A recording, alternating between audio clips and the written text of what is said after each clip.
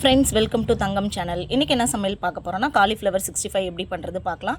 அந்த காலிஃப்ளவர் 65க்கு நம்ம வந்து பூவை வந்து சின்ன சின்னதாக கட் பண்ணிக்கணும். நான் தண்டெல்லாம் கொஞ்சம் எடுத்துட்டு இந்த மாதிரி சுடு தண்ணி நல்லா கொதிக்க வச்சு நான் காலிஃப்ளவரில் வந்து ஊற்றிக்கிட்டு கொஞ்சம் மஞ்சத்தூளும் உப்பும் போட்டு நல்லா வாஷ் பண்ணி எடுத்துட்டு இப்போது நம்ம இதுக்கு தேவையான மசாலாலாம் சேர்த்துக்கலாம். இதுக்கு தேவையான பொருட்கள்: மிளகுத்தூள், ஜீரகத்தூள், காஷ்மீரி சில்லி தூள், கார்ன்ஃப்ளவர் மாவு, அரிசி மாவு, இது எல்லாமே 1 ஸ்பூன் சேர்த்துக்குங்க. கடலை மாவு 2 ஸ்பூனும், மல்லித்தூள் 2 ஸ்பூனும் சேர்த்துக்கலாம். அரை ஸ்பூன் கரம் மசாலா, 1 ஸ்பூன் அளவுக்கு இஞ்சி பூண்டு பேஸ்ட் நம்ம எல்லாத்தையும் சேர்த்து 2 ஸ்பூன் அளவுக்கு எண்ணெய் ஊற்றி தேவையான அளவு நீங்கள் உப்பு சேர்த்துக்குங்க. இஞ்சி பூண்டை நான் நல்லா இடித்து தான் சேர்த்துக்கிறேன்.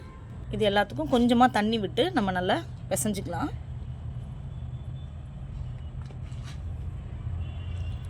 இப்போது காலிஃப்ளவரை இதில் சேர்த்துட்டு ஒரு 15 மினிட்ஸ் நல்லா ஊற வச்சுருங்க.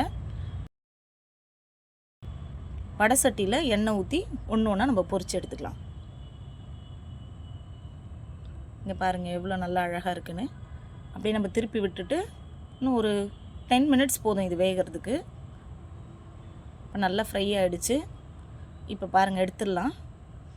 பாருங்கள் எவ்வளோ கிறிஸ்பியாக நல்லாயிருக்கு. நீங்களும் ட்ரை பண்ணி பார்த்துட்டு காலிஃப்ளவர் 65 எப்படி இருக்குன்னு கண்டிப்பாக கமெண்ட் பண்ணுங்கள், லைக் பண்ணுங்கள், ஷேர் பண்ணுங்கள். மறக்காமல் தங்கம் சேனலை சப்ஸ்கிரைப் பண்ணுங்கள். தேங்க்யூ.